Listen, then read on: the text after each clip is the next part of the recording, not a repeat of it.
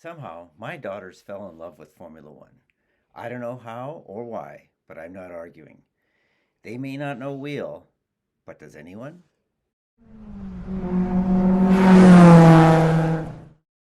Hi, and welcome to We Don't Know Wheel F1. I'm Ann. And I'm Ruth, Grace's mom. I'm one of the ones that was forced to fall in love with one when my daughters fell in love with everyone.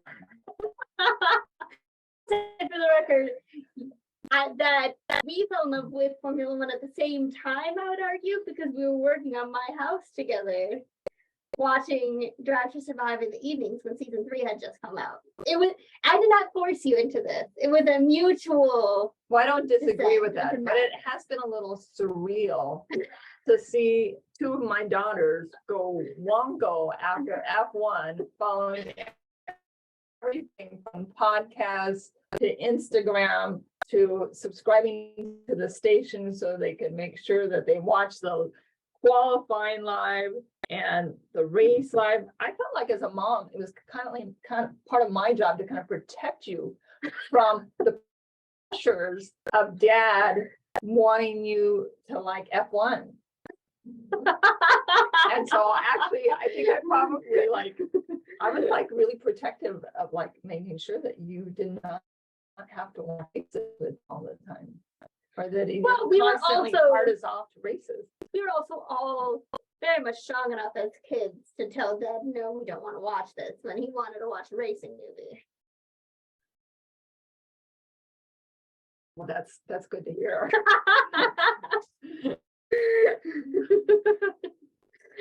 So yeah, I've been at Mom and Dad's and we watched the race together. What did you think of Silverstone? I love Silverstone. I love the track because there's a lot of speed, there's a lot of passing, and I loved that the racers from England all like did really well. You can hear the crowd cheering for them.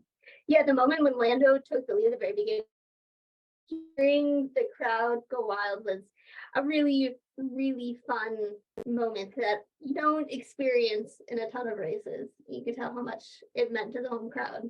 And also I heard the commentators at the end of the race saying something about how like the day before all of the merch places sold out of like everything neon that Lando sells for merch. And you could see tons of neon around the crowd on Sunday, which was really fun. I'm sure Lando enjoyed that. I guess I didn't realize Lando was into neon. Yes. Yes. Very much into neon. Yes. Yeah. Right down to the race. You sure? Well, first off, I mean, thinking about qualifying, like what the heck is going on with Checo? You know, it feels like, so for the past 5 weekends of racing in a row, Checo has not made it to Q3, and every single time there's been some sort of like reason behind it, except for Monaco. He should not have crashed when he did in Q1. That was completely on him. But every time there's been like weird changing weather or like other things that have impacted Checo, but he in that Red Bull, he should be able to like not let those things stop him from at least making the top 10. At least get into Q2. I know. It's bad. Well, and maybe there's some ulterior motive as far as like he just wants practice, like weaving through all of the traffic and practice passing. Like maybe he's improving his driving skills. He spent like 10 years in the midfield before going to Red Bull, so he does not need practice like fighting in the midfield. I think he's legitimately frustrated with how he's been doing with qualifying, and he said that in the interviews after the race. Just some bad karma going on or something. Really bad. Yeah. Which I thought he had gotten out of his system after Austria, where he had a good qualifying for the sprint and like had a very solid finish second in the sprint after qualifying second in the sprint. And then also in the race came up from, was it 15th in Austria to finish third on the podium? I have no idea. I thought he had gotten like, I thought that had been like his result to get all the bad juju out of his system. And apparently not. Yeah. So it was, let's see, I have a whole list. Yeah, So so I we're just watched gonna it go right through my there. list if this is okay. Oh, I do have this question, since this is my opportunity on the podcast and I haven't been on yet. Oh, boy. Every time I see George Russell, all I can think about is he wearing eyeliner? Because like he has some kind of unique eyes. I don't think he's the type of person to wear makeup and eyeliner on a regular basis, but I don't know. You haven't heard any like No, that is not a banter topic of on conversation. Instagram? No. Nothing. You got nothing. No. Okay. Do you have another question for me? Yeah, I got another good question. So when they're racing at Silverstone, Mm-hmm. you'd see them go through these, you could tell that the color of the track was a little bit different, and then there would be just this cloud of sand that was thrown up into the air. So what's the deal with putting sand stations along the track? Is that like just like an extra obstacle during racing? Is that to like help them have more traction? I don't know. It seems a little off. Like maybe it's like you go through there and you try to make sure your opponent's right behind you, so they get into this huge cloud of sand and can't see for a while. I really don't know. Because it was purposeful, right? That sand was on the track. I don't know. I'm trying to do some research right now. Okay. Anne's got the phone going. Trying, but nothing is showing up. I think it might be just that like it was windy and some dust flew on the track, but I really have no idea. I don't know either. Maybe nothing if is showing up in any my of you search. listeners out there has the answer, maybe you can comment later to give us the lowdown on the sanded track. Am I the only one that's picked up on the sand at Silverstone? No, but maybe it's a thing and I just don't know about it. I don't know. Yeah. I don't know, Will. That's the whole point of the podcast. So the big news really about Silverstone is Mclaren. Yes, it is. Yeah, no, I was really, I think it would be this season really interesting and fun, which is that even though Max is like winning everything, who is coming up like second best behind him, it's been consistently changing, and who's best like behind Red Bull as a team has been consistently changing. Where at the beginning it was Aston Martin and then Mercedes at times and Ferrari at times, and now apparently McLaren is now in that mix, which I'll be honest, I did not think they were going to get to this point at all this year. So yeah, their updates are impressive. That's quite a turnaround to go from being in the bottom of the pit, not being able to get anywhere, to all of a sudden second and fourth in the race. Mm-hmm. And I mean, obviously their car than it was.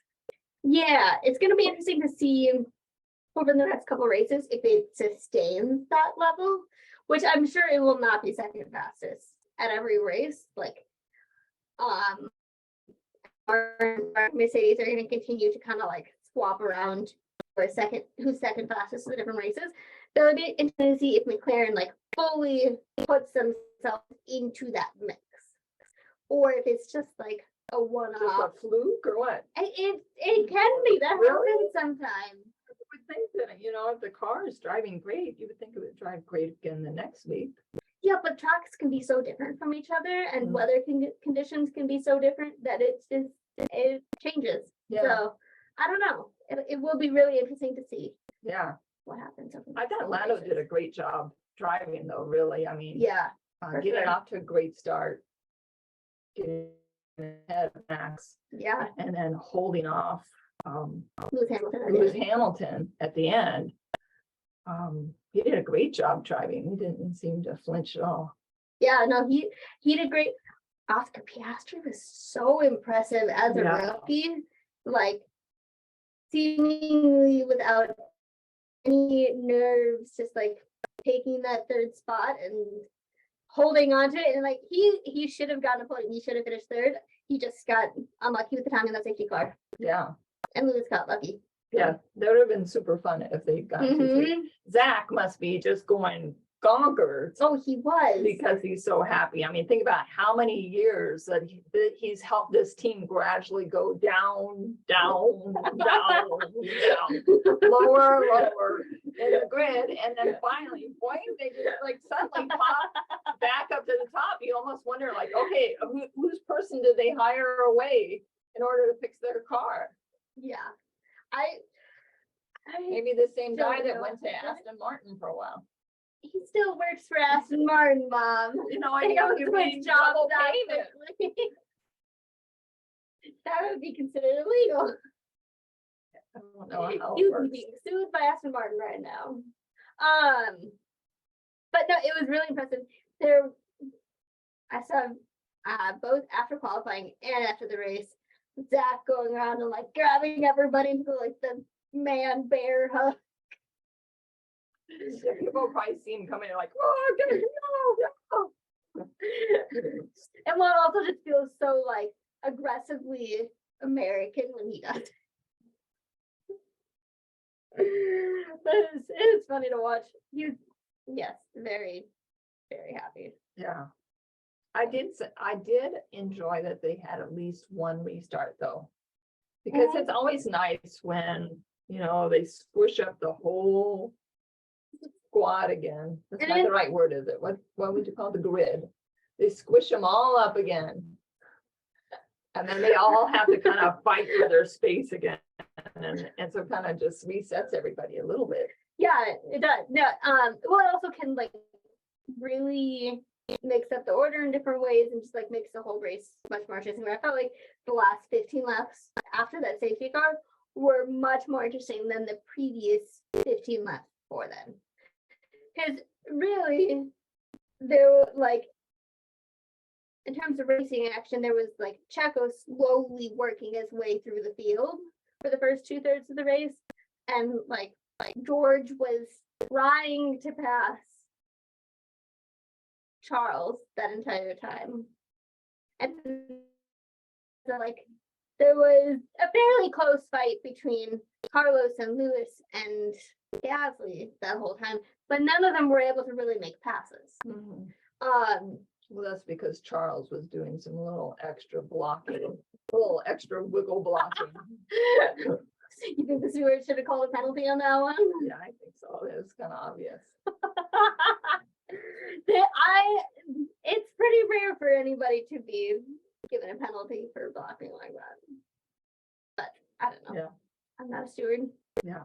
But other than those, like other than Checo where he's to the field, there was really not too many passes. It seemed like a track that was much more difficult to pass compared to the previous year, where that whole race was bonkers and people passing all the time. But after the safety car, much more exciting. Yeah. And for 5th place and below, some real changes Yeah. in position going on. I do That was a have lot to of fun. mention my guy Carlos. Ooh, He's kind of struggling. All right, Ferrari in general he's is kind not of struggling. He's Ferrari, fallen victim to terrible luck and bad Ferrari calls. I don't think it's his fault. okay, well, in this race, I mean, he was just being passed one after another. Because Ferrari pitted him too early before the safety car and then didn't pit him during the safety car, and he was on old tires. None of that is Carlos's fault. So you think it's all just strategy? Yeah. Can the racers ever just say, I don't want to do that? Can. I mean, that's what last year in Monaco, that was what happened where Carlos told Ferrari, I'm not coming in to switch to inters. I'm waiting till it's full slicks. And then what And changing happened? tires. He ended up 2nd, and Charles ended up 4th. Because Charles just maybe- did what Ferrari And said. then maybe Carlos needs to start speaking up more. Yes, but I don't know what's happened the last couple of races. And I don't know. I think Ferrari's Ferrari, cars seems pretty kind of mediocre for Ferrari. yeah, the updates a few races ago have made it better, I would say. But their main blunder is that they just they made the mistake of pitting too early when their tires were fine because they thought it was going to be like an undercut on George Russell. And George Russell just kept going for like 20 some laps on offs, which no one expected. Just because George Russell has that light touch. No, I think it's that Pirelli need tires that like drop off faster. Because I mean, a lot of people took their tires way further than anybody expected. Just George Russell. Yeah. But so Ferrari called their guys in way too early, and then the safety car screwed them over. Well, I mean, their last team manager they fired because of bad strategy. Yeah. So they haven't done much better. I mean, Ferrari has been having these issues since before Michael Schumacher joined them. Seb had these issues the entire time he was with Ferrari. So I think he goes higher than the team principal, is what I would say. Really? Yeah. Like, what are you thinking? Like the ownership is saying they're like running like when they well, pit. No. I think it's the whole culture of the team is afraid of the ownership and afraid of the Italian press. So they're afraid to make their own choices. They're afraid of doing things that could get them criticized, and so that makes them too cautious. Oh, interesting. I could be totally wrong. That's my theory, though.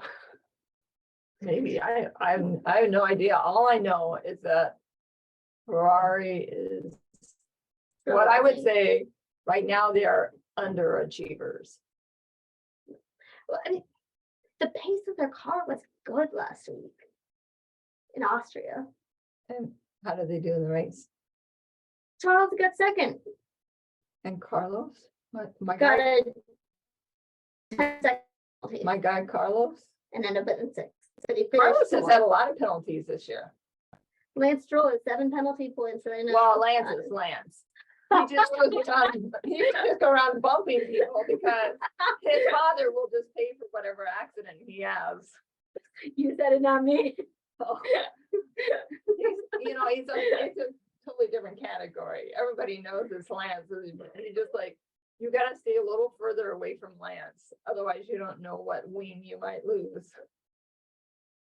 I mean, even in this race, he took out, which one was it? Hulkenberg? One of the Haas cars lost a wing on him. Somebody lost a wing on him. Hulkenberg lost front end plate, bumping into Checo.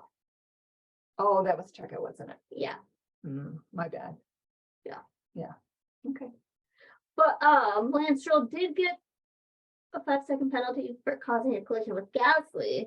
Yes. Which that damaged Gasly's car to the point that he was out of the race. Poor Gasly. Where did Gasly go? He just like disappeared. I mean, last year he was doing so well, and this year there's just nothing. I don't know if I would say that Gasly was doing super well last year. Well, he was at least somewhere.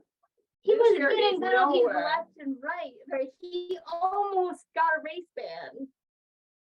Which I think has more to do with, it felt like there was a personal vendetta against him from the FIA. And the quality of Gasly driving. He did something wrong on Instagram.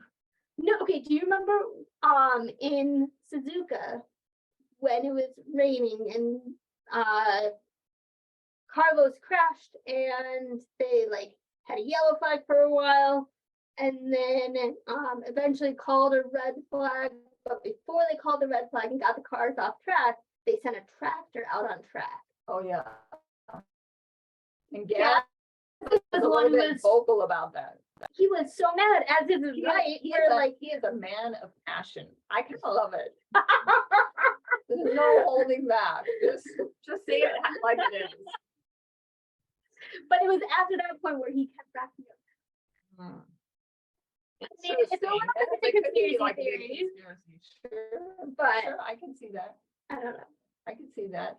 Just kind of like knock him down a little bit, put him back in his place. So yeah. I mean, honestly, that is most of what I remember about Gasly's season last year. Okay, Like, he didn't drive terribly, but he Right. also was not like, but this year's driver been of the season. terrible. I don't think it's been that terrible. I think that The car's terrible. it's just not in that group of 4 at the front. I don't think it's in that middle group either. It's in between. Okay. It's worse than the group of 4 at the front, but it's better than the like Very last group of The- 4. the Williams, AlphaTauri. Williams Alfa did better Romeo. today. Okay, because I mean, yesterday, okay, not today. Esteban's car. Did he have a? I can't. What happened to Esteban? Yeah, something. He was. Oh, they out. retired him. Yeah. Yes. So he had some sort of failure in Yeah. his car, and then Gasly got kind of crashed into, Mhm. had some sort of failure in his car. But and was Williams out. got points. Yeah, but Gasly was in front of Alex when that happened. I don't think that the Williams car is better than the Alpine. I think that Alpine has made a few mistakes when it comes to strategy and had some bad luck. And I think both of the drivers are driving luck well. thing, that's a biggie. Well, yeah. It seems like everybody has had bouts of bad luck except for Max. Yeah, it's time for Max to have some bad luck. Let's make things a little more interesting. But You know what would be a highlight for me this What? season is if Alonso won just one race. I know, I That would be- agree. So fun to see somebody that's been racing that long and that's been that consistent in the sport, and that, I don't know, like he drives hard, but he doesn't. He's known for just playing mind games with Mind his. games are totally fair. There's nothing wrong with mind games. It's like when you do a little No, wiggle. mind games with his teammates. I don't know He about all that also- thing. He All I was know is the pretty way, directly involved in a like scandal where Mclaren got taken out of the world championship because they stole information from another team. and just disputes everything I say. So go ahead. I mean, I agree that it'd be so much fun to see Alonso win. I don't know if I agree with your assessment that he's always a fair competitor. Okay. Well, I'm sure you must know a lot more than I do.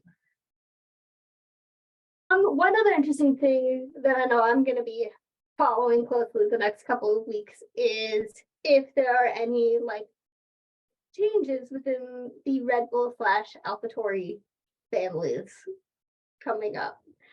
As far as, Drivers. like, what do you think is going to happen?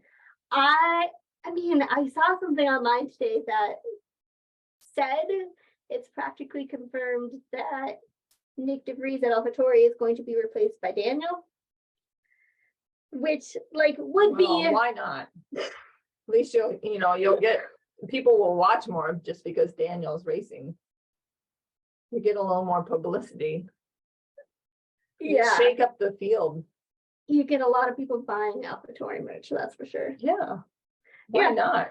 Um, Especially at this point in the season when he's yeah. done nothing. It'll also be interesting to see if Checo ever comes under legitimate pressure for his seat, which most of the statements from like Christian Horner and Helmut Marko have been along the lines of like, yeah, he knows that he needs to turn it around, but we don't have viable options to replace him at this point. And he drives decent races. Wait, and I think the other thing that's helping Checo not be under more pressure for his seat is the fact that they are winning the Constructors' Championship with Max's points alone. So they don't need They a don't really need- good they don't number need- two They don't in order need a to second secure driver. the world champion, the Constructors' Championship. But Well, I mean, if it continues for 3 more weeks, or 3 more races where he's continuing to not make Q3, does Red Bull make a change at some point? I don't know. Yeah, bring up a younger driver that they can kind of groom. I mean, Checo's Well- He's like 32, 33. It's getting up there. I mean, I think the most logical thing that they might do would be to switch Checo and Yuki. Yuki's a wild card. He is, but he also has had, like, for the most part, a really impressive first half of the season. Really? Yeah.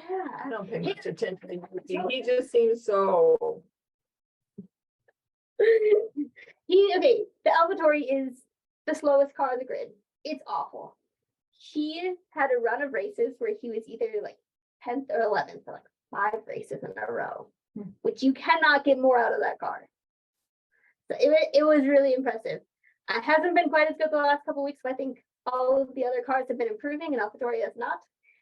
So that does not help Yuki's case. But yeah, I don't know. It's going to be interesting to see what happens. Sounds good. Can you imagine what Drive to Survive is going to do with Daniel Ricciardo takes Nick DeVries? After they did that whole goodbye to him. Probably running the thing.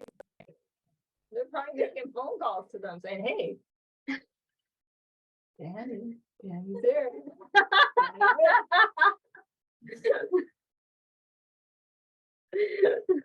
Well, you've got a big week next week. You and Grace. Yeah, Tell us a we're little bit about what you're doing. gonna be race in Budapest. So I'm sure we'll probably record like one podcast together in Budapest after having gone to the race, talking about everything we experienced. So should be a lot of fun. Yeah, excited to hear about it. Yeah. Well, thanks for joining me, Mom. Thanks for joining. Like, comment, subscribe, follow us on social media. And if you know why there's dust in Silverstone, let us know. Yes. Bye, everyone.